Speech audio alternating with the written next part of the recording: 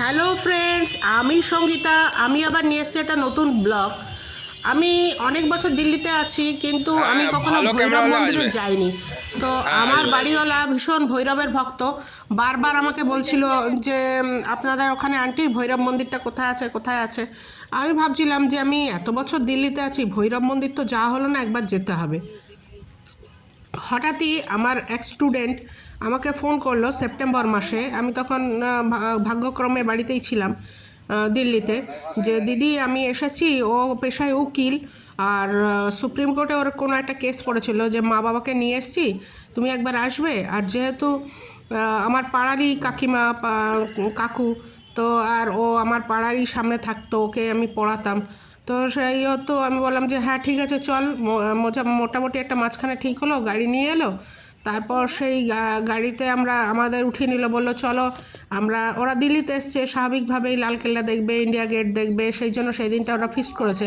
বললো তুমি চলো, তাহলে রাস্তায় গাড়ি যেতে যেতে অনেক কথা হবে।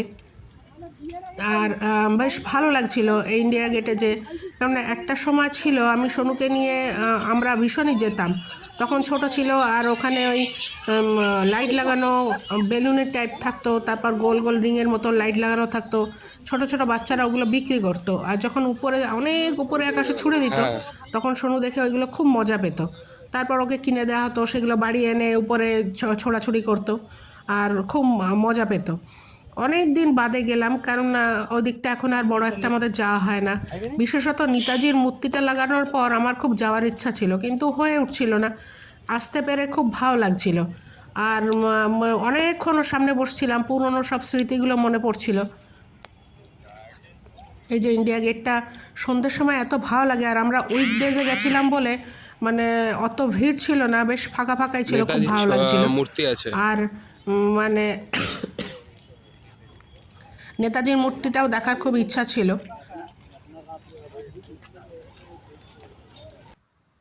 এই যে নেতাজির মূর্তি। আর এই হচ্ছে স্টুডেন্ট। আর কাকিমা বারবার পুরোনো দিনের কথাগুলো তুলে তুলে ধরছিল, আমি কিভাবে ওকে পড়াতাম, কিভাবে অঙ্ক খারাপ নম্বর করার পর আমার কাছে পড়ে ইমপ্রুভ করেছিল, এইসব কথাগুলো বলছিল। মনে হচ্ছিল যেন এগুলো গত জন্মের কথা, কারণ আমি যখন পড়াতাম ওদের তখন আমি নিজে স্টুডেন্ট ছিলাম। আর অনেকটা বছর মনে হলো যেন পার করে এসেছি, মনে হচ্ছে যেন গত জন্মের কথা শুনছি হয়তো। আসলে এখন অনেক দিন তো আর পড়াই না।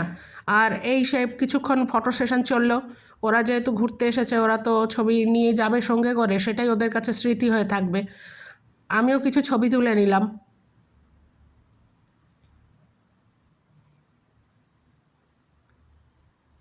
এটা লালকেল্লার সামনে দাঁড়িয়ে তোলা।